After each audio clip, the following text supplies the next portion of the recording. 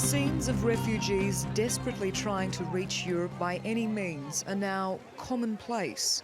More than 1 million people arrived in the EU by sea last year and over 30,000 by land.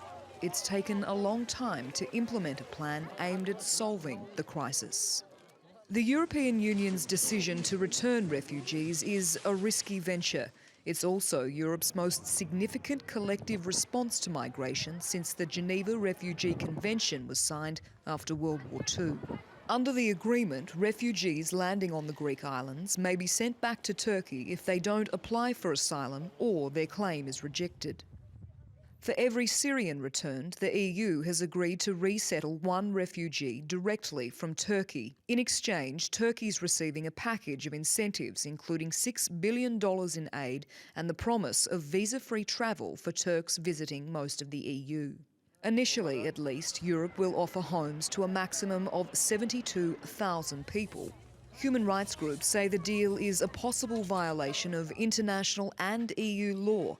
We need to see how it will be rolled out. UNHCR is not part of the EU-Turkey deal. We're not privy to the details of its implementation. We certainly will not be involved in any form of detention or return. We need to see all the safeguards spelled out, and we will be closely monitoring the situation.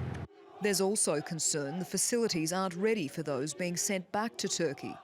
In the coastal town of Dikili, where returning refugees are expected, locals have been protesting. The government hasn't asked for an opinion from local NGOs and local leaders. Yes, Dikili is one of the ports that's been assigned to receive refugees. Maybe there is no way back on that agreement because it's already signed. Dikili is not suitable for camps due to its demographic makeup and the tourism. Small makeshift camps like this one have been set up by volunteers all around Greece.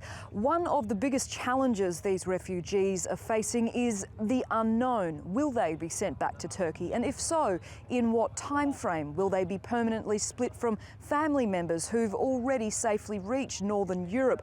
And for those who aren't Syrian, will they be deported back to their own country? Right now, there are no concrete answers to any of these questions.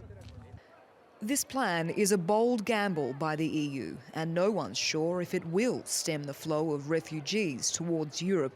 If it fails, the fear is it could add to the suffering or force migrants to use even more dangerous routes.